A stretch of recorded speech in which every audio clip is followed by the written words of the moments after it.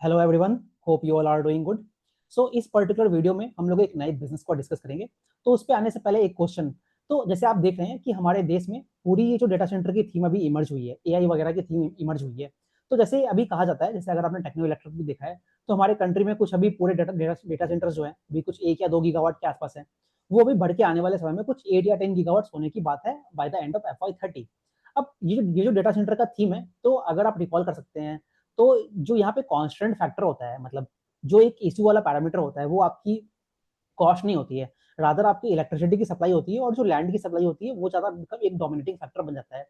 तो उसका हमने जैसे टेक्नो इलेक्ट्रिक में भी देखा था, वहां पे जो कंपनियां जहां पे आपके पास लैंड और कनेक्टिविटी अवेलेबिलिटी होती है, वो कंपनियों को काफी अच्छा टेलमेंट्स मिलता है।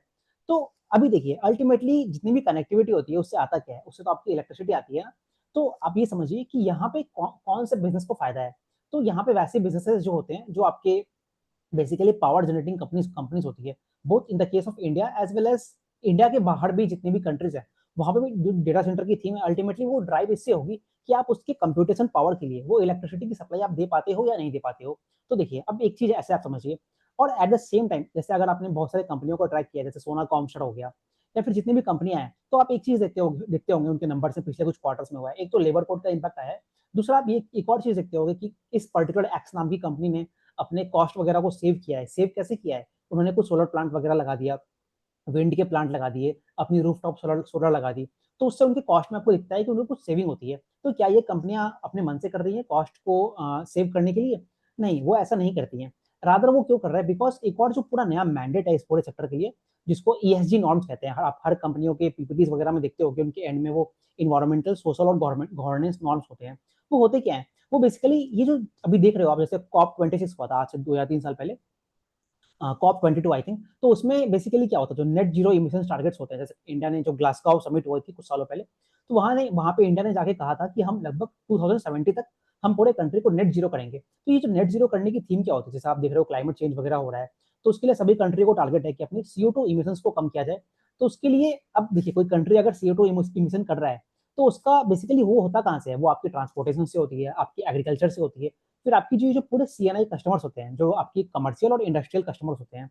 अब देखिए, अगर मैं आपको इंडिया के बारे में बताऊं, तो इंडिया में जितनी भी एनर्जी कंजम्पशन है ना, जो भी इलेक्ट्रिसिटी की कंजम्पशन होती है, लगभग आप देखेंगे 50% जो है वो आपका CNI कस्टमर्स यूज करते हैं। आपकी कमर्शियल जो होता है लगभग 8% यूज करता है, और जो आपकी पूरी इंडस्ट्रियल होती है वो आपके लगभग 40-45% के बीच में रहता है। तो आप ये देख रहे हो कि जो पूरी नेट जीरो इमिशन टारगेट चल रहे हैं पूरे कंट्री में, इन्वायरमेंटल की जो चीजें चल रही हैं, उसके लिए एक जो मेजर कंट्रीब्यूटर होता है वो आपके कमर्शियल और इंडस्ट्रियल होते हैं। अब आप किसी भी गवर्नमेंट को देखिए, आप यूएस में भी जो मिस्टर ट्रम्प सरकार है, या फिर आप इंडियन गवर्नमेंट को भी देखिए। अब मैं ये ऐसा इसलिए बोल रहा हूँ, जो आपकी बेसिकली क्रॉस सब्सिडीज होती है, जैसे एग्रीकल्चर हो गया, फिर जो डोमेस्टिक लोड्स वगैरह होते हैं, उसको रेगुलेट करना उतना ईजी नहीं होता। जैसे अगर आप अभी देख रहे हैं पूरे मिडिल ईस्ट में क्राइसिस चल रही है, तो उसके कारण इंडिया में आप देखिए आपके पेट्रोल प्राइसेस वगैरह चेंज नहीं हुए हैं, और जो एग्रीकल्चर होता है वहां पे आपकी सब्सिडीज होती है। तो इसमें होता क्या है कि जो पूरे गवर्नमेंट की जो मैंडेट है, उनको आपको नेट जीरो तो होना है, तो उसके लिए अल्टीमेटली करना किसको पड़ता है? वो जितने भी ये कमर्शियल और इंडस्ट्रियल सेक्टर हो जाते हैं, उनके ऊपर काफी फोकस आता है। अब इनमें सेक्टर्स आते कौन से हैं? इसमें आपके जैसे पूरे गूगल, मेटा, डेटा सेंटर्स की कंपनियां हो गई, ओरेकल हो गया, सिस्को हो गई, इस तरह की कंपनीज होती है। फिर आपकी एक जैसे इंडस्ट्रियल कंपनीज होती है, जैसे आपके स्टील प्लांट्स होते हैं, स्टील अथॉरिटी ऑफ इंडिया हो गया, कोल इंडिया लिमिटेड हो गई, ONGC हो गई, रिफाइनरी कंपनीज हो गई, ये सारी कंपनियां आती हैं। तो इन सभी को मैंडेट होता है कि आप आइए 2030 तक, कुछ कंपनियां कहती हैं कि 2050 तक, और ऐसी पूरे इंटरनेशनल कंपनीज और खास करके जो इंडियन कंपनी है, उनको भी इस तरह का मैंडेट है। तो ये सारी चीजें जो होती हैं, इनसे एक नया सेक्टर इमर्ज हो रहा है। कुछ कुछ नया सेक्टर जो होता है, वहां पे आप देखेंगे एक नई सेक्टर इमर्ज हो रही है, और आपकी टेलमेंट उस तरह से आ रहे हैं। इसका जो अल्टीमेट बेनिफिशियरी कौन होता है? इसका बेनिफिशियरी देखिए, आपको एंड में चाहिए एनर्जी, एनर्जी चाहिए होती है। एनर्जी आपकी कोल से आ सकती है, हाइड्रो एनर्जी से आ सकती है, न्यूक्लियर एनर्जी से भी आ सकती है। अगर आपने वो देखा, मैंने एक वीडियो की थी कुछ समय पहले शांति बिल के ऊपर, तो आप उसको भी देख सकते हैं। आप देखिए, इंडिया ने जो टारगेट्स दिए हैं लगभग 100 गीगावाट 2047 तक करना है, तो न्यूक्लियर से भी वो एनर्जी आ सकती है। फिर आप वो पंप स्टोरेज देखते हो, जो पुराने कोयल के खदान खदान होते हैं, मतलब कोयले के जो माइंस वगैरह होती है, वहां पे आप पानी भर के उसको पंपिंग करोगे, तो उससे आपकी स्टोरेज कैपेसिटी डेवलप होती है, तो वहां से आ सकता है। अब ये सारी जो जितनी भी मैं आपको बात बोल रहा हूँ ना, ये सारी चीज आप देखोगे तो इनमें एक लॉन्ग जेस्टेशन पीरियड होता है। कहने का मतलब क्या है? इनको बनने में 5 साल 7 साल इस तरह से लगते हैं। जैसे अगर आप थर्मल प्लांट्स को देखोगे ना, तो वो 5 या 7 सालों में बनता है।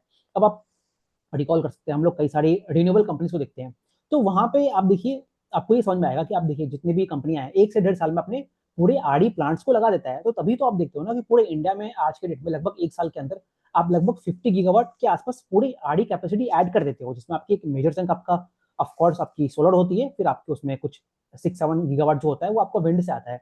तो अल्टीमेटली क्या हो रहा है, अभी देखिए पूरे वर्ल्ड में डेटा सेंटर की डिमांड तो काफी ज्यादा है, तो आपको एक फास्टर वे में कैपेसिटी लगानी है। अब फास्टर वे में कैपेसिटी लगानी है, वो तो आप आपके हाइड्रो या कोल से मीट नहीं कर सकते हो, बिकॉज वहां पे समय लगेगा ज्यादा। तो इसका एक अल्टरनेटिव क्या होता है, अल्टरनेटिव होता है अल्टीमेटली आपकी रिन्यूएबल एनर्जी। अब मिस्टर ट्रम्प कितना भी कह ले कि यूएस में हमको ऑयल से हमारा काम हो जाएगा, बट जो भी कांस्टेंट है बेसिकली यहाँ पे टाइम और लैंड और एनर्जी का कांस्टेंट है। तो वहां पे आपको दिख रहा है कि पूरे वर्ल्ड में जो आरडी की कैपेसिटीज है वो बढ़ रही है। अब अगर मैं आपको कुछ डेटा दूं, तो आज के डेट में लगभग आप देखेंगे पूरे वर्ल्ड में अगर मान लेते हैं ऑन एन अप्रोक्सीमेट फिगर, लगभग 5000 गीगावाट ऑफ पूरी आरडी कैपेसिटी इंस्टॉल्ड है। अब उसमें जो है ना एक मेजर मेजर चंक ऑफ जो एनर्जी है वो आपकी लगभग 2500 या 3000 गीगावाट जो होती है वो आपकी सोलर से आती है। फिर लगभग 1000 गीगावाट जो होता है वो आपका विंड से आता है। बाकी कुछ आपकी जियोथर्मल एनर्जी हो गई, हाइड्रो एनर्जी हो गए, न्यूक्लियर एनर्जी हो गई, इस तरह की एनर्जी रहती है। तो this is what the RD basically जो वर्ल्ड में आ रहा है। सेम चीज आप देखोगे तो इंडिया के केस में भी है। इंडिया में लगभग अगर आप देखें तो अगर हम हाइड्रो को हटा देते हैं तो लगभग 30-40 जो इंस्टॉल कैपेसिटी है हमारी वो आपके रिन्यूएबल एनर्जी से आती है। आप हर साल देख रहे हो लगभग 50 गीगावाट ऐड हो रहा है। तो बेसिकली इससे मैं कहना क्या चाहता हूँ, इससे मैं ये कहना चाह रहा हूँ कि जो वर्ल्ड में जो रिन्यूएबल एनर्जी की डिमांड है वो कैसे बढ़ रही है। अब देखिए, अब ये तो मैंने कहा डिमांड बढ़ रही है, अब कौन कौन सी कंट्री होती है वो बेसिकली इस पूरे जो टेलमेंट है, इस पूरे जो ट्रांजिशन है उसको फुलफिल कर रहा है। तो इसमें 3 कंट्रियों का नाम लेते हैं। सबसे पहले ऑफकोर्स चाइना। अब चाइना देखिए, चाइना किस स्केल पे काम करता है, तो अगर आपको उसको कंपैरिजन करना है तो देखिए 2030 तक हमारे इंडिया में टारगेट है कि हम 500 गीगावाट तक लेके जाएंगे, और चाइना हर साल लगभग 600 या 700 gigawatt of solar wind capacity को ऐड करता है। So what is our target by FY30, they are adding that particular capacity in one financial year. So देख रहे हैं, अब ऑफ कोर्स उसके कई सारे इश्यूज भी आते हैं, that is not the point of this video. So देखिए, कहना मैं ये चाहता हूँ कि आने वाले 4 या 5 सालों में अगर आप पूरे वर्ल्ड लेवल पे देखोगे ना, तो जितनी भी लगभग 5000 गीगावाट की पूरी कैपेसिटी है रिन्यूएबल की वो बढ़ने वाली है। लगभग 4000 गीगावाट और ऐड होने वाला है। 4500 गीगावाट के कुछ फिगर्स होते हैं। तो उसमें अब ये कौन कौन सी कंट्री ऐड करेगी, तो लगभग आप देखेंगे ना 3 कंट्री है। ऑफकोर्स चाइना लगभग 700 या 800 गीगावाट, 600 से 700 गीगावाट लगभग ऐड करेगा। सेकंड पे आता है आपका यूएसए, लगभग 60-70 गीगावाट वो लोग हर साल ऐड करते हैं। और थर्ड पे आता है आपका इंडिया, जो लगभग 40-50 गीगावाट अभी ऐड कर रहा है। और जैसे जैसे सेक्टर अभी आगे बढ़ेगा तो लगभग ऐसा एक्सपेक्टेड है कि लगभग 60-65 गीगावाट ऐड करेंगे। So the transition which we are seeing in the whole world की बेसिकली क्या होगा, आपकी जो पूरी आरई कैपेसिटी एडिशन है it is led by 3 countries, China, USA and India. India will overtake USA in upcoming few years. इसके अलावा अगर आप कुछ और कंट्रीज को देखोगे ना, तो आपकी ब्राजील हो गया, जापान हो गया, ये सारी कंट्री भी आरई ट्रांजिशन की तरफ आगे बढ़ रही है। सो ये बेसिकली एक कंपेलिंग केस बनाया जाता है हम लोगों को पूरी आरई सेक्टर जो है उसको काफी डीपली पढ़ने का। तो देखिए, हमने बहुत सारी कंपनियां डिस्कस कर ली, तो इस कंटेक्स्ट को ध्यान में रखते हुए अब हम लोग सोचते हैं कि जो क्लीन मैक्स एनर्जी है इसको हम लोग डिस्कस क्यों कर रहे हैं। हमने अभी तक जितना ही बात किया है तो आपको ये समझ में आ रहा है कि मैं बेसिकली इंडस्ट्रियल सेक्टर हो गया उसके बारे में बात कर रहा हूँ। यहाँ पे मैं आपकी जो यूजर्स हो गया, मतलब एग्रीकल्चरल कंपनीज हो गई, या फिर जो आपके ये होता है हाउस होल्ड लोड्स होते हैं, हाउस होल्ड में जो आपकी इलेक्ट्रिसिटी आती है उसकी बात नहीं कर रहे हैं। बिकॉज जो नेट जीरो इमिशन टारगेट्स होने हैं वो आपके खास करके CNI कंपनीज होती है उसके बारे में बात होती है। ये पूरा सेक्टर के बारे में हो गया। अब हम लोग चलिए इंडिया के केस में ले आते हैं। अब इंडिया में आप देख रहे हो लगभग 50 गीगावाट हर साल ऐड होता है। तो इसी में आप देखिए, अगर मैं सिर्फ अब इंडिया के बारे में बात करूँ तो इंडिया में क्या होता है ना, आपका लगभग 50% जो पूरी इलेक्ट्रिसिटी की डिमांड है वो CNI कस्टमर से मीट होती है। अब जो हिस्टोरिकल पर्सपेक्टिव रहा है, पूरी जो हमारे इतिहास रहा है, मतलब कुछ साल आफ्टर इंडिपेंडेंस की अगर हम बात करें, तो क्या होता है ना, जो आपके प्राइवेट प्लेयर्स थे वो धीरे धीरे आपने ये देखा कि जब इलेक्ट्रिसिटी एक्ट है 2003 की, जो इलेक्ट्रिसिटी एक्ट है उसका डी रेगुलेशन हुआ, तो उससे आप देख रहे हो कि नई नई कंपनियां इमर्ज हुई। जैसे आप JSW एनर्जी को देखिए, फिर आपकी ये जो अडानी की कंपनियां होती है, टाटा पावर हो गई, इस तरह की कंपनियां आती है। वो लोगों ने अपने, उसको कहते हैं IPPs कहते हैं, इंडिपेंडेंट पावर प्रोड्यूसर्स कहते हैं। तो ये कंपनियां क्या होती है, ये कंपनियां प्रीफर करती है कि जो हम पीपीए क्या होते हैं, पावर परचेस एग्रीमेंट्स होते हैं। मतलब एक मान लीजिए टाटा पावर है, टाटा पावर इलेक्ट्रिसिटी जनरेट कर रहा है, और मान लीजिए एक आपका स्टील अथॉरिटी ऑफ इंडिया है, वो आपको उससे इलेक्ट्रिसिटी परचेस कर रहा है। तो ये लोग बायलेटरल एग्रीमेंट कर देते हैं। यहाँ पे क्या होता है, इससे क्या होता है, आपको जो टेंडरिंग वाला चीज होता है उसको आप बाईपास कर देते हो। अब टेंडरिंग के केस में क्या होता है, आपने अगर वो एक्मी सोलर होल्डिंग्स देखा है, या फिर जो पूरी KP ग्रुप की कंपनी है आप उनको देखिए, तो आपको वहां पे मालूम चलेगा, वहां पे हमेशा एक L1 बिड्स जो होती है उसकी तरफ बात की जाती है। वही जब आप CNI कस्टमर्स को देखोगे ना, तो यहाँ पे वो सारी चीजें होती नहीं है। यहाँ पे क्या है, डायरेक्टली मैं एक मान लीजिए एक आपका क्लीन मैक्स कंपनी का एग्जांपल ले लेते हैं। क्लीन मैक्स है, वो जाके किसी एक मान लीजिए गूगल है, मेटा है, उनसे आके कॉन्ट्रैक्ट कर लेगा लगभग 20 से 30 साल के लिए लोग कॉन्ट्रैक्ट करते हैं और डायरेक्टली इलेक्ट्रिसिटी सप्लाई करेंगे। So now the question arises कि why a particular company like Meta और Google they will choose a CleanMax company and not a company like Tata Power, not Tata Power, एक जो बड़ी कंपनी है एनटीपीसी है, इस क्यों नहीं चूज करेगा? तो देखिए, अब एनटीपीसी वगैरह जो होते हैं वो काम करते हैं आपकी यूटिलिटी स्केल पे। कहने का मतलब क्या है, वो लगभग 1 गीगावाट या उसके ऊपर का प्लांट लगाएंगे, मतलब हंड्रेड्स ऑफ मेगावाट और गीगावाट के प्लांट लगाते हैं। तो वो क्या होता है, वो लोग बल्क पावर को सेल करते हैं। वो बल्क पावर सेल किसको करेंगे, वो आपको सेल करते हैं जितने भी हमारी कंट्री में डिस्कॉम्स होते हैं। कहने का मतलब क्या, जो ये आपकी हर स्टेट में जो जहाँ से आपकी इलेक्ट्रिसिटी आती है ना, इलेक्ट्रिसिटी बोर्ड होते हैं, उनको सेल करते हैं। वहीं जब वो इलेक्ट्रिसिटी बोर्ड को सेल करते हैं तो वहाँ पे दो तरह की चीजें होती है। एक होता है आपको इंडस्ट्रियल कस्टमर्स को भेजेंगे, जो जनरली हमारे कंट्री में पूरा ट्रेंड रहा है, मतलब बहुत सारे सालों तक उन इंडस्ट्रियल कस्टमर्स को ये यूटिलिटी कंपनी जो है वही लोग सेल करते आए हैं। तो क्या होता है, उनसे वो लोग ज्यादा पैसे चार्ज करते हैं, और जो आपके एग्रीकल्चर वाले कस्टमर्स होते हैं या फिर जो हमारे घरों से होते हैं, वहाँ पे वो सब्सिडाइज होता है। तो कहने का मतलब क्या है, this concept is known as cross subsidy. मतलब आपके हाउस होल्ड और जो एग्रीकल्चर लोड्स है वहां से आप कम चार्ज करते हो, और जो आपके इंडस्ट्रियल लोड्स हो गए उससे आप ज्यादा चार्ज करते हो। तो देखिए, सो जितने भी आपके रिफाइनरी के प्लांट हो गया, आईओसीएल के प्लांट है, या फिर ये जितनी भी अडानी की रिफाइनरी है मुंद्रा वगैरह में, तो बेसिकली क्या है, they are disincentivized to use that utility to purchase their power. तो यहीं पे जितनी भी कंपनियां हैं, जो आईपीवी प्रोड्यूसर्स होते हैं, जो आपको इनको बाईपास करके डायरेक्टली इलेक्ट्रिसिटी उनको सेल कर देगा, उनको एक एडवांटेज मिल जाएगा ना। तो देखिए, एडवांटेज मिल जाता है, तो इसीलिए ये कंपनियां जो होती है, इनका जो झुकाव होता है, basically they prefer to choose a company like CleanMax. तो ये पूरा कंटेक्स्ट आपको अगर समझ में आ गया, तो अब हम बात करते हैं क्लीनमैक्स के बारे में। तो क्लीनमैक्स का डिस्कशन हम लोग 4 या 5 सेक्शन में करेंगे। तो पहले इस कंपनी के हिस्ट्री के बारे में देखते हैं, कंपनी ने क्या किया, कंपनी के प्रोडक्ट सेगमेंट क्या क्या है उनको समझते हैं, फिर देखते हैं कंपनी कैसे काम करता है, यहाँ से आउटलुक कैसा है, उन सभी चीजों को समझने की कोशिश करेंगे हम लोग। तो क्लीनमैक्स जो पूरा कंपनी है, ये बेसिकली अगर आप देखेंगे, इनका जो पूरा पोर्टफोलियो है, लगभग 2.7 गीगावाट का भी इनका ऑपरेशनल पोर्टफोलियो है। तो वो जितने भी बेसिकली क्या है, वो 2.7 गीगावाट का पोर्टफोलियो है क्या, वो आपके सोलर और विंड के प्लांट्स है। जनरली आप देखिए, कर्नाटका हो गया, गुजरात हो गया, इन सभी जगहों में इनका डोमिनेशन है। फिर आपका ये लोग अभी बीकानेर, मतलब राजस्थान वगैरह में भी एक्सपांड करने की कोशिश कर रहे हैं। वहाँ पे कुछ आई थिंक 400 या 500 गीगावाट का इन्होंने भी प्लांट, मेगावाट का प्लांट बेसिकली इन्होंने बनाया है। तो देखिए, अब कंपनी का जो पूरा पोर्टफोलियो है ना, लगभग ये पूरा का पूरा आपका सीएनआई सेगमेंट में काम करता है।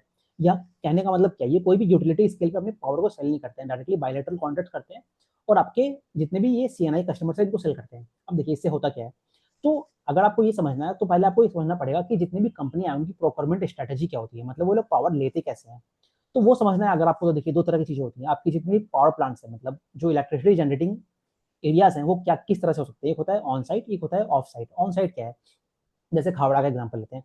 खावड़ा में लगभग टेंस ऑफ गीगावाट के पूरे एक ह्यूज कैपेसिटी लग रही है। तो इसको क्या कहते हैं, इसको कहते हैं ऑफ साइट, मतलब जो कंपनियां हैं उनके साइड पे नहीं लगा है, एक बड़ी से एरिया में आपने इलेक्ट्रिसिटी जनरेट की, और जहां से ट्रांसमिशन लाइन्स होंगी, उनसे वो पावर इवैक्यूएट होती है और सबके घरों में जाती है, कंपनियों में जाती है, अलग अलग स्टेट्स में जाती है। ये पहला मेथड होता है। दूसरा मेथड क्या होता है आपके ऑन साइट। ऑन साइट कहने का मतलब क्या होता है, जैसे आप ओरियाना को देखिए, तो वो लोग जैसे काम करते हैं, आपके कोई कंपनी है, let's take the case of Google, क्योंकि क्लीन मैक्स का गूगल के साथ भी टाई अप है, कुछ 100 मेगावाट के प्लांट को खोलने के लिए, बनाने के लिए बेसिकली।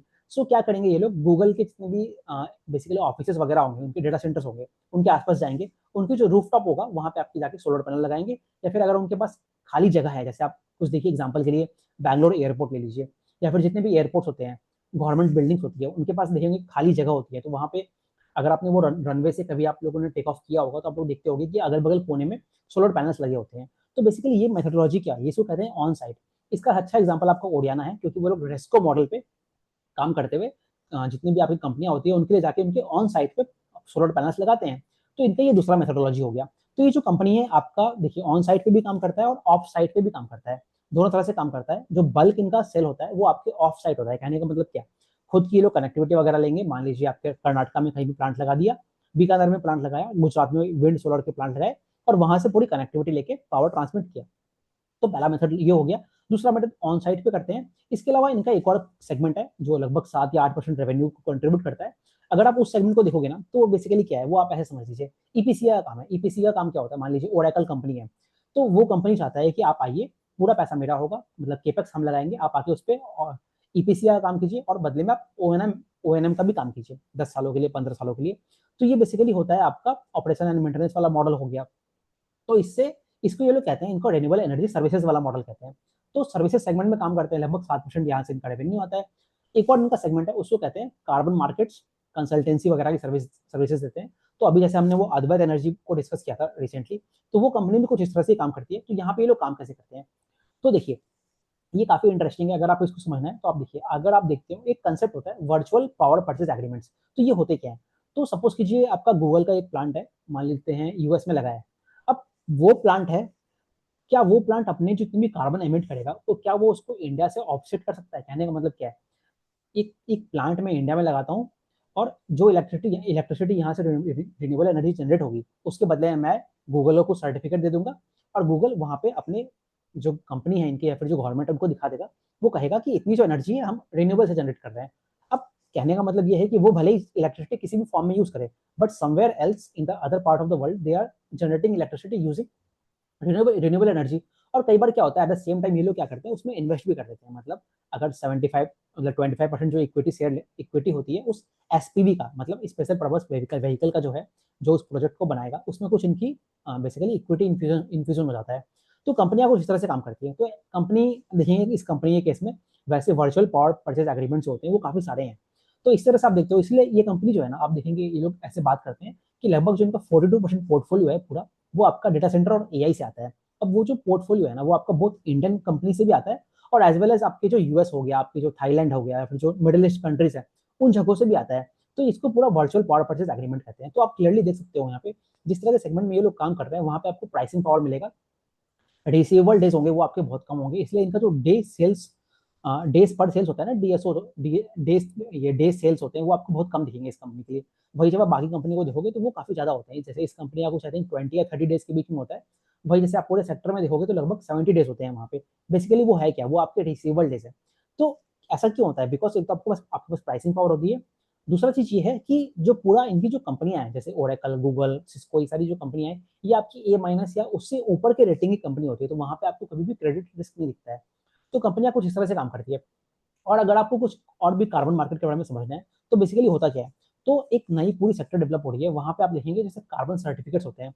और दूसरा, जितने भी कंपनियां हैं वो इंडिया को प्रीफर क्यों करता है as a destination for their basically equity infusion और जितने भी प्रोजेक्ट्स हैं उनको करने के लिए। तो क्या है, अभी देखिए इंडिया में अगर आप देखोगे तो लगभग 30-40% हमारी आरडी की पेनिट्रेशन हो गई है। कहने का मतलब क्या है, इंस्टॉल्ड कैपेसिटी आपकी आरडी की हो गई है। बट जब आप ये देखते हो ना कि जो आरडी पूरी एनर्जी है, रिन्यूएबल जो एनर्जी है, वो काफी आपकी इंटरमीडिएंट होती है। इंटरमीडिएंट कहने का मतलब क्या है, क्लाउड कवर आ गया, सोलर पैनल है, उसके ऊपर आपकी धूल मिट्टी लग गई, तो उससे क्या होती है, उसकी जो जनरेशन होती है वो कम हो जाती है। तो उसके लिए जो एक्चुअल नेट जनरेशन होता है, इंस्टॉल कैपेसिटी आपकी अलग है और जनरेशन होना अलग है। तो जो जनरेशन होती है वो लगभग अभी भी 10-15% जो है वो आपकी पूरी आड़ी मतलब आड़ी से जनरेट होता है। और लगभग 75% जो है वो आपका थर्मल से जनरेट होता है, डिस्पाइट कि आपकी जो इंस्टॉल कैपेसिटी का मिक्स है वो चेंज हो रहा है। तो देखिए इंडिया में क्या है, जो नेट जनरेशन है वो आज भी थर्मल पर डिपेंडेंट हो गया। आप देखते हो ना गांव में अभी भी कोयले वगैरह यूज होते हैं कई जगहों में। तो क्या होता है, अब एक गूगल जैसी कंपनी है, अगर वो इंडिया में अपने प्लांट को लगवाएगा और वहां से ऑफसेट करेगा, वर्चुअल पावर परचेज एग्रीमेंट करेगा, तो उससे जो उसको रिबेट मिलेगा, मतलब बेसिकली जो कार्बन क्रेडिट्स मिलेंगे उसके केस में, तो वो बहुत ज्यादा होंगे when you are doing in the case of China और सम अदर कंट्री। अब चाइना का एग्जांपल क्यों ले रहा हूँ, देखो चाइना का एग्जांपल क्यों ले रहे हैं हम लोग, बिकॉज हमने स्टार्टिंग में डिस्कस किया चाइना हर साल 500 गीगावाट इंस्टॉल करता है, 500 नहीं 700 गीगावाट इंस्टॉल करता है। तो वहां पे तो कॉस्ट और भी कम आएगा, बिकॉज वहां पे आप देखते हो कॉम्पिटिशन इतना ज्यादा है। तो फिर इंडिया को क्यों चूज करते हैं, बिकॉज इंडिया के केस में आपको रिबेट वाली जो क्षमता है वो आपको कई ज्यादा है when you are comparing it with other countries. और क्या इंडिया को लुक्रेटिव डेस्टिनेशन बनाता है। तो इंडिया के केस में आप देखेंगे यहाँ पे जो पॉलिसीज वगैरह है वो काफी बेटर हो रही है धीरे धीरे। आरडी के केस में आप देख रहे हो हर साल 50 गीगावाट और प्लांट्स ऐड हो रहे हैं हमारे कंट्री में। और भी चीज क्या है, पूरी जो वर्ल्ड है, पूरा जो वर्ल्ड है आपका वो China+1 स्ट्रेटेजी की तरफ आगे बढ़ रहा है। तो ये सारे कुछ पॉइंट्स हो जाते हैं जिसके कारण जो क्लीनमैक्स जैसी कंपनी है उसको काफी टेलविंड्स होता है कि कंपनियां जो है इनके साथ आके इंडिया में लगाए। इसी का रिजल्ट आप देखते हो, जैसे गूगल भी है वो भी क्लीनमैक्स के साथ आके कोलैबोरेट करके वो प्रोजेक्ट लगाने की बात करता है।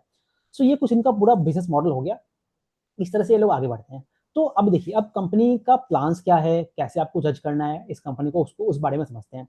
तो अगर आप कंपनी को देखोगे ना तो कंपनी का जो ऐसे ये जो पूरा ईयर स्टार्ट हुआ है, इस ईयर में लगभग इन्होंने 1.3 गीगावाट का पूरा new capacity install capacity add किया है ना। तो ये लोग, इनका जो नेट पोर्टफोलियो है अभी लगभग आप देखेंगे पूरे साल में लगभग 1800 करोड़ का एबिटा अर्न करता है। तो कंपनी को अगर आपको जज करना है ना, जैसे अगर आप एक्मी सोलर होल्डिंग्स को देखते हो या फिर आप इस कंपनी को देखते हो, तो बेस्ट पैरामीटर क्या होता है, यहाँ पे बेस्ट पैरामीटर आपका रेवेन्यू का नंबर या पैट का नंबर नहीं होता है। ऐसा क्यों, बिकॉज जब आप ऐसे कंपनी को देखते हो ना तो कई बार आप देखेंगे क्वार्टर ऑन क्वार्टर या फिर जब आप ईयर ऑन ईयर कंपैरिजन करोगे, तो सिंस जो कैपेसिटी है वो आपकी अलग अलग स्टेजेस में डेवलप होती है, मतलब इंस्टॉल अलग अलग टाइम पे होती है, तो उसके कारण आपको जो रेवेन्यू का नंबर है और पैट का नंबर है वो आपको सही रिफ्लेक्शन देगा नहीं। दूसरा चीज ये भी होता है, जब आपका पैट का नंबर होता है ना, उसके पीछे दो चीजें होती है, आपकी इंटरेस्ट वाला लाइन होता है और डेप्रिसिएशन वाला लाइन लाइन होता है। और सिंस अभी जैसे क्लीन मैक्स जैसी कंपनी है, आप इसका कुछ पिछले क्वार्टर से कुछ नंबर देखोगे, तो आप पाएंगे कि इनका जो पैट है वो आपको नेगेटिव दिखेगा। इसको आप कुछ, अगर आपको कंपेयर करना है तो आप कुछ जो हमारी कोवर्किंग की कंपनी है उनसे आप कंपेयर कर सकते हो। वहाँ पे इंड एएस के कारण वहाँ पे नेगेटिव होता था।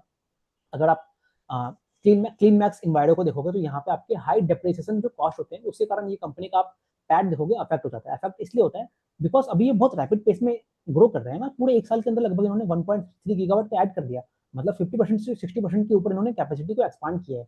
तो उसके कारण क्या होता है, इनका जो डेप्रिसिएशन है, अब जो डेप्रिसिएशन होता है वो आपका किसी भी प्रोजेक्ट में सिंस जब उसकी साइकिल स्टार्ट होती है, मतलब जब वो बर्थ लेता है बेसिकली, तो वहां पे क्या होता है, आपकी प्रोजेक्ट जितने भी आपकी पूरी केपेक्स है वो तो नहीं है, तो वहां पे आपकी बेसिकली वेयर एंड टीयर आपको बहुत कम हुआ है ना, तो आपके डेप्रिसिएशन काफी ज्यादा होते हैं, और जैसे जैसे समय बीतता है तो आपके डेप्रिसिएशन का अमाउंट कम हो जाता है। तो उसके कारण जब इनका इनिशियल बैलेंस शीट होता है, वहां पे आपको डेप्रिसिएशन के नंबर काफी ज्यादा दिखेंगे। बट वही कुछ सालों बाद, जैसे तो कंपनी भी उस तरह से ही कुछ कहता है कि जब आप इनका 4 या 5 साल का ट्रेजेक्टरी देखोगे ना, तो वहां पे आपको ये दिखेगा कि इनका जो आरओई प्रोफाइल है वो धीरे धीरे इंक्रीज होने लगता है। तो इसलिए कंपनी कहता है कि कंपनी को जज करने के लिए बेटर पैरामीटर हो जाता है आपका एबिटा। अब एबिटा के केस में भी ये लोग दो चीजें देते हैं, एक होता है रन रेट एबिटा, एक होता है एडजस्टेड एबिटा। अब देखिए, जो एबिटा का नंबर आप इनके फाइनेंशियल में देखिए, फाइनेंशियल में आपको दिखेगा ना, वो क्या है, वो बेसिकली सभी जितने भी प्रोजेक्ट्स आज के डेट में वर्क कर रहे हैं उनका कॉम्बिनेशन है। तो अगर आपको इसको समझना है तो एग्जांपल के लिए लेते हैं, वी टू ट्रेडर का एग्जांपल लेते हैं। तो कुछ ऐसे स्टोर्स होते हैं जो आपने एक साल पहले खोल दिए, और कुछ ऐसे स्टोर्स होते हैं जो आपने कुछ महीनों पहले खोले। तो आप ये देखते हो ना कि जो नए स्टोर्स होते हैं उनका बेसिकली ब्रेक इवन टाइम थोड़ा समय लगता है ना उसको, तो वैसे ही कुछ समझिए। तो जब आप इनके EBITDA को देखोगे ना, तो वो सही रिफ्लेक्शन आपको मिलेगा नहीं। ऐसा क्यों? बिकॉज कई सारे जो प्लांट्स है वो अभी कुछ 1 महीने पहले ही कमीशन हुए हैं, कुछ 2 महीने पहले कमीशन हुए हैं। तो क्या होता है, कोई भी इतनी बड़ी प्लांट होती है, इतनी कॉम्प्लेक्स प्रोसेस होती है ये, तो उसको स्टेबलाइज होने में ग्रिड से कनेक्ट होता है, बहुत सारे रेगुलेटरी एस्पेक्ट्स भी होते हैं, उसकी टेस्टिंग वगैरह होती है। जैसे आप देखते हो ना, सेल वाली कंपनीज में, सोलर सेल वाली कंपनीज में, उनको कमीशन करने के लिए और रैंप अप करने में समय लगता है। तो कुछ वैसा ही, तो उससे क्या होता है, वो आपको सही पिक्चर देता नहीं है। तो इसलिए जो कंपनी है आपका एक रन रेट एबिटा देता है। कहने का मतलब क्या है, the whole potential of all those projects जो कि बेसिकली पावर जनरेट कर रहे हैं। कहने का मतलब कुछ ऐसा समझ लीजिए, एक साल में सेम स्टोर सेल्स ग्रोथ, या फिर जब वो मैच्योर हो जाएंगे तो भी क्या एबिटा वो लोग जनरेट कर पाएंगे, तो कुछ उस तरह से कहते हैं। और एट द सेम टाइम जब आप इस क्लीनमैक्स जैसी कंपनी को देखोगे ना, तो यहाँ पे एक और पैरामीटर आपको देखना काफी जरूरी है। ये है बेसिकली आपका पूरा डेप्ट का नंबर। डेप्ट क्यों इंपॉर्टेंट है, तो अगर आप देखोगे ना इस कंपनी के पास, तो लगभग इनके पास 9,000 करोड़ का डेप्ट है, या फिर उससे ज्यादा भी डेप्ट होगा। तो डेप्ट लेना क्यों जरूरी है, बिकॉज ये लोग इतने बड़े प्रोजेक्ट कर रहे हैं, आपको कुछ 1 मेगावाट लगाने के लिए कुछ 3 या 4 करोड़ रुपए लगते हैं आपके। तो आपको डेप्ट के जो पैरामीटर होता है वो काफी बढ़ जाता है। अब क्या उसे देख के हमें घबराना है? उसे घबराना नहीं है, बिकॉज क्या, ये जो कंपनी है, पहले आपको ये देखना है कि इनका जो डेप्ट जो लेते हैं ये लोग, क्या उसकी उसको बैक करने के लिए आपके कैश फ्लोज है कि नहीं। तो जैसे अभी हमने देखा इनका रिसीवेबल्स वगैरह है वो काफी अच्छा है, बिकॉज जितनी भी कंपनियां है वो तो ग्रेड ए की कंपनी है ना। तो इसलिए आप देखते हो इनका जो रिसीवेबल्स है वो काफी कम होता है। कहने का मतलब क्या है, इनके पास एक रिकरिंग सप्लाई ऑफ मनी हो जाता है, कैश फ्लोज इनके इंप्रूव हो जाते हैं। दूसरा चीज क्या है, ये जो पूरा बिजनेस है वो आपका एन्युटी बेस्ड इनकम हो जाता है ना, आपका 20 साल के लिए। जैसे अगर आप इनके पूरे पीपीएस का वो देखोगे ना, ऑन एन एवरेज कितने सालों का पीपीए होता है, तो लगभग 23 साल का इनका पीपीए है। कहने का मतलब ये क्या है कि एक जो गूगल के साथ गूगल के साथ इन्होंने पार्टनरशिप किया, वो लगभग 23 साल के लिए किया इन्होंने। तो वो आपको दिखता है कि कितने 23 साल के लिए इनके पास कैश फ्लोज आते हैं, और जो इनका पूरा डेप्ट का अमाउंट है ना, लगभग 19 या 20 साल में बेसिकली पे बैक हो जाता है। कहने का मतलब क्या है, 19 साल के बाद जो पूरी इनकी एसेट है वो फुल्ली, एक तरह से आप समझ लीजिए, उसका डेट पे हो जाएगा। तो कुछ उस तरह से देखना है। और दूसरा चीज क्या है, एक होता है टर्म होता है बेसिकली इंटरेस्ट कवरेज रेशियो, समझ लीजिए उस तरह का कुछ कंसेप्ट है। तो वो क्या होती है, कहने का मतलब क्या, अभी आपने ये देखा इस कंपनी को प्राइसिंग पावर है। अब प्राइसिंग पावर अगर आपको समझना है ना, तो दो तरह से समझते हैं। तो पहला चीज देखिए, अगर आपने नॉर्मल जो कंपनियां होती है, जैसे आप सोलर विंड के केस में अगर देते हैं, तो उनका बाकी जो कंपनी है, जैसे आपकी यूटिलिटी स्केल पे जो काम करता है, एग्जांपल के लिए एक्मी सोलर होल्डिंग्स ले लीजिए, एनटीपीसी ग्रीन ले लीजिए। तो ऐसी जो कंपनियां हैं, जब ये लोग अपनी इलेक्ट्रिसिटी को सेल करते हैं, तो आपने ये देखा है कि जो लेवलाइज्ड कॉस्ट ऑफ इलेक्ट्रिसिटी है in the case of solar and wind, वो अभी कम हो रही है, लगभग ₹2.5 आ गया है, 2.4 ₹2.5 होती है, डिपेंडिंग अपॉन आप बेस्ट लगा रहे हो या फिर आपकी विंड सोलर हाइब्रिड है, तो वो अलग कंसेप्ट है। तो उस चीज में नहीं जाते हैं। अब इसी कंपनी में आप देख रहे हो ना, इनके लोग बेसिकली क्या है, बीच में जो डिस्कॉम्स है उनको बाईपास कर दे रहे हैं, और डायरेक्टली आपके जो डेटा सेंटर्स होते हैं उनको इलेक्ट्रिसिटी सप्लाई कर रहे हैं ना। तो उससे क्या होता है, आपकी जो कॉस्ट ऑफ इलेक्ट्रिसिटी सेलिंग है ना वो बढ़ जाता है। कहने का मतलब क्या है, इनको जो पूरी ये अपने जो पावर सेल करते हैं उसके लिए 3 रुपए 4 रुपए मिलते हैं पर यूनिट के हिसाब से, तो आपको दिख रहा है कि पैसे इनको ज़्यादा मिल रहे हैं ना, तो प्राइसिंग पावर मिल रही है वहाँ पे। तो उसी कारण क्या होता है, जो पूरी जो आपकी लोन देने वाली कंपनीज होती है, फाइनेंशियल्स होते हैं जो आपको इंफ्रा लोन्स देते हैं, तो जब वो कंपनी इनके पास आता है तो वो देखता है कि इनके पास प्राइसिंग पावर ज़्यादा है, तो जो इंटरेस्ट कवरेज रेशियो है बेसिकली वो 1.4 है। कहने का मतलब क्या है, अगर किसी बैंक को 100 रुपए देखना पड़ता है इनके बैलेंस शीट पे कि भाई ये लोग क्या 100 रुपए कमा रहे हैं, तो उसके बदले में ये लोग लगभग 140 कमा रहे हैं। कहने का मतलब ये है कि इनके पास 40 रुपीज का एक्स्ट्रा अर्निंग है, एक तरह से आप ऐसे समझ सकते हो उसको। तो एक तरह से क्या मिलता है, इनके पास एक बफर हो जाता है कि कल को मान लीजिए कोई आपके रॉ मटेरियल प्राइसेस का इम्पैक्ट होता है, वो सारी चीजों को ये लोग संभाल सकते हैं। कभी मान लीजिए ग्रिड में कर्टेलमेंट वाले इश्यूज की जो बातें होती हैं बहुत सारी अभी, तो वो सारी चीजों को ये कंपनी है काफी अच्छी तरह से मैनेज कर सकता है। तो कुछ इस तरह से देखना है। होती है जैसे आप देखते हो ना, जब आप यूटिलिटी स्केल से इलेक्ट्रिसिटी परचेज करते हो ना, तो क्या होता है आप देखिए, अभी हमने कुछ समय पहले देखा था कि क्रॉस सब्सिडी होती है, जो आपके यूजर्स होते हैं, मतलब मेरे जैसे कस्टमर्स हो गए या फिर जो आपके फार्मर्स वगैरह होते हैं, उनसे एक्स्ट्रा इलेक्ट्रिसिटी के चार्ज नहीं किया जाता है, और उसका जो बर्डन होता है वो बेसिकली आपकी जो इंडस्ट्री होती है उसके ऊपर दिया जाता है। तो इसीलिए जब कंपनियां ऐसे ही कंपनी को यूज करती है ना, जैसे क्लीन मैक्स जैसी कंपनी, तो उनपे एक सरचार्ज लगता है। सरचार्ज कहने का मतलब क्या है, गवर्नमेंट बोलेगी कि भाई आप सिंस आप डायरेक्टली हमको बाईपास करके उनकी उनसे खरीद रहे हो इलेक्ट्रिसिटी, तो आपको कुछ एक्स्ट्रा पैसे पे करने पड़ेंगे। तो अगर उस पैरामीटर को भी हम लोग ले आए ना, तो नेट जो इनको एडवांटेज मिलता है in the case of when you are purchasing electricity from the R D market. कहने का मतलब क्या है, जो आप क्लीन मैक्स जैसी कंपनी होगी इनसे बायलैटरल कॉन्ट्रैक्ट कर लीजिए, तो उससे आपको फायदा मिलता है। और एक और चीज अगर आपको दिखना है, जैसे कुछ बातें होती हैं, जैसे आपने पिछले कुछ क्वार्टर में देखा था कि एक्मी सोलर होल्डिंग से ये क्वेश्चन पूछा गया था कि ये जो सोलर पैनल्स के प्राइसेस बढ़ रहे हैं इससे आपका इम्पैक्ट कैसा आएगा। तो जब आप देखते हो ना इस कंपनी का इंटरेस्ट कवरेज रेशियो, मतलब जो ये लोग बेसिकली 1.4 इनका आता है, तो आपको दिखता है इनके पास इनफ बफर हो जाता है कि ये लोग अपने कॉस्ट को कंट्रोल कर पाए।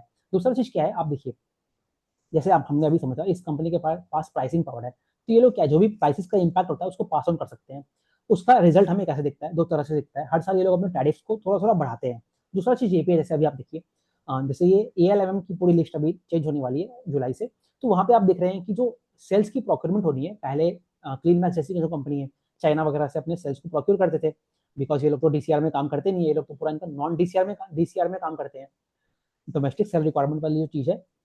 तो अब क्या, जैसे अब ALMM आ जाएगा, तो उससे कंपनियों का प्रोक्योरमेंट जो करना है वो आपका डोमेस्टिक प्लेयर से करना है। डोमेस्टिक प्लेयर्स में ये लोग कहाँ से प्रोक्योर करते हैं, तो अगर विंड टर्बाइन हो गया तो ये लोग सुजलॉन या आयनोक्स से प्रोक्योर नहीं करते, एक और कंपनी है एनविजन करके, उससे प्रोक्योर करते हैं।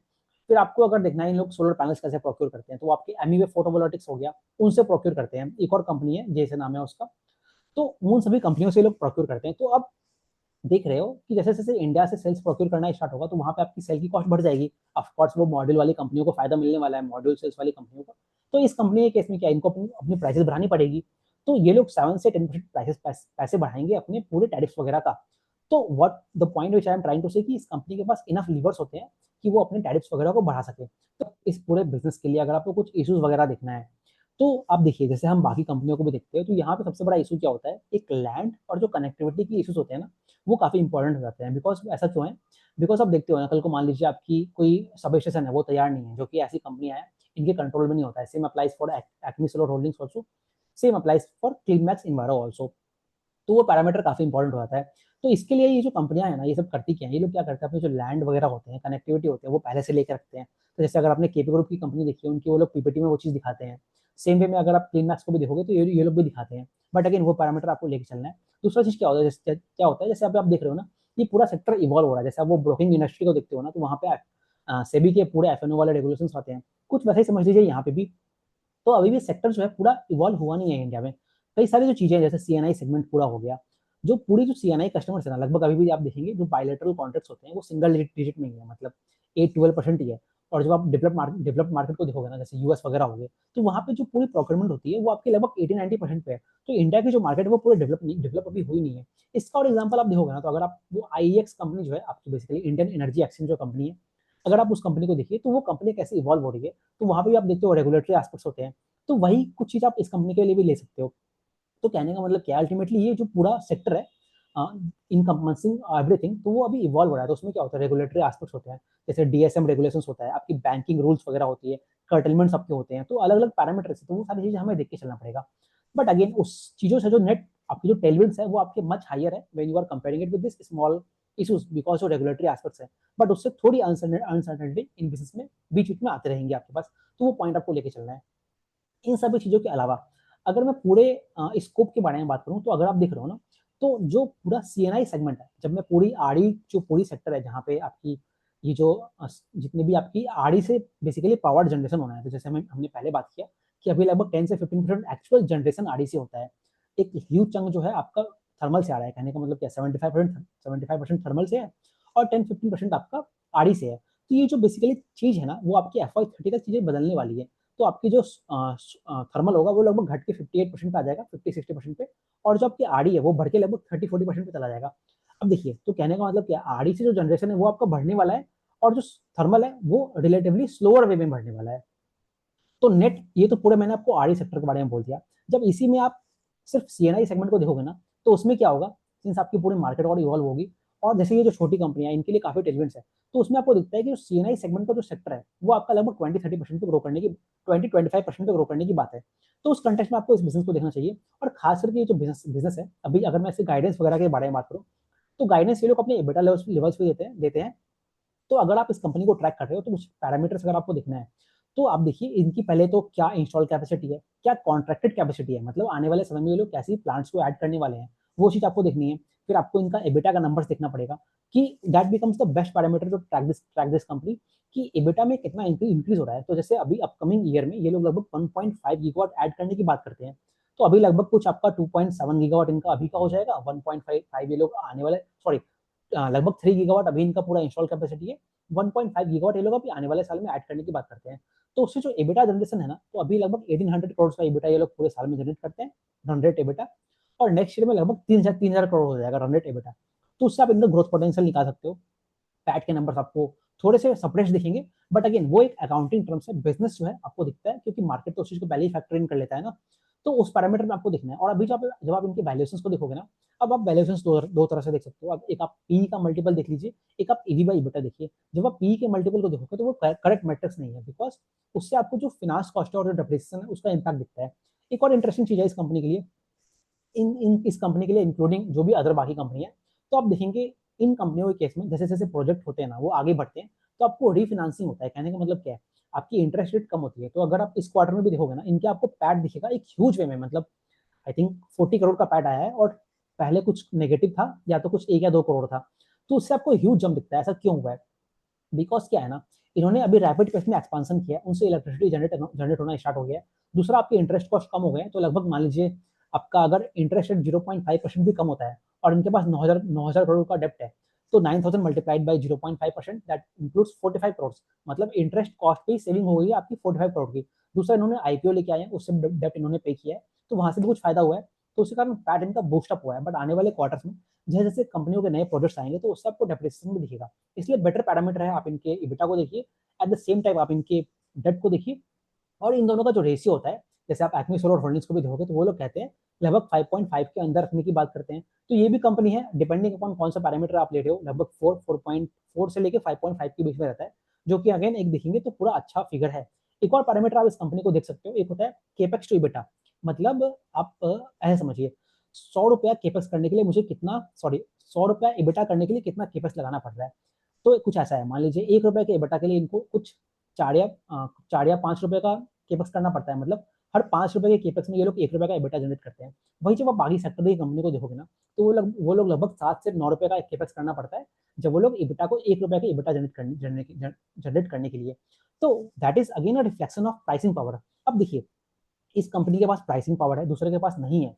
तो इससे एक कंपनी अच्छी है, एक कंपनी खराब नहीं होती है, बिकॉज दोनों अलग अलग सेगमेंट में काम कर रहे हैं। इट्स जस्ट लाइक सेइंग कि भाई, जो आपकी एचडीएफसी बैंक है वो एक कम रेट पे आपको इंटरेस्ट लोन देता है, और वही जो अरमान फाइनेंशियल है वो लगभग 20-25% के बीच में देता है। तो वो कंपैरिजन सही नहीं है। इट इज जस्ट एक मैट्रिक्स है, जैसे आपको अलग अलग बिजनेस जो है किस तरह से काम कर रहा है। सो आप देखिए, इस बिजनेस को काफी इंटरेस्टिंग बिजनेस है, काफी अच्छे स्कोप है, आने वाले क्वार्टर्स में और डिस्कस करेंगे। सो इस पूरे वीडियो में मैंने बहुत सारे पॉइंट्स को स्किप किया, because already I think video काफी लंबा हो गया है। तो जब हम लोग इसके और क्वार्टरली नंबर्स को डिस्कस करेंगे, तो और चीजों को अच्छे से डिस्कस करेंगे।